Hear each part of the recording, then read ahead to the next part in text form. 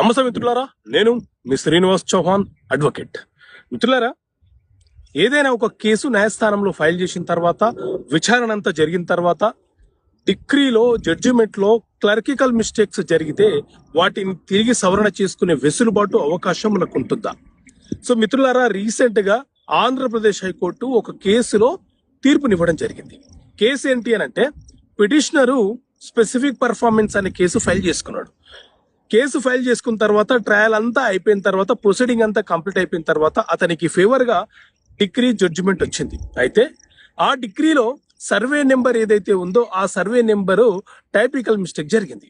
సాధారణంగా అయితే మనం ఏదైనా ఒక కేసు ఫైల్ చేసిన తర్వాత ట్రయల్ మొదలు కావడం కంటే ముందే ప్లీడింగ్స్ లో ఏవైనా అంశాలు మిస్టేక్స్ జరిగితే వాటిని సవరణ చేసుకోవాలి. లేకపోతే ఆఫ్టర్ ట్రయల్ తర్వాత సవరణ చేసుకోవడానికి అవకాశం ఉండదు. లేదా కోర్టు డిస్క్రిషనరీ పవర్ ఉపయోగించి మనకు అనుమతి ఇస్తే మనం సవరణ చేసుకోవాలి. కానీ రీసెంట్ గా Andhra Pradesh high court CRP number 2367 of 2017 లో ఏవైనా టైపికల్ మిస్టేక్స్, క్లర్కికల్ మిస్టేక్స్ జరిగితే న్యాయస్థానం ఇచ్చినటువంటి డిగ్రీలో జరిగే క్లర్కికల్ మిస్టేక్స్ ఏవైతే ఉన్నాయో వాటిని కూడా సవరణ చేసే అధికారము న్యాయస్థానానికి ఉంటుంది. అండర్ ద సెక్షన్ CPC 152 ప్రకారంగా సవరణ చేయొచ్చు అని చెప్పి తీర్పునివ్వడం జరిగింది.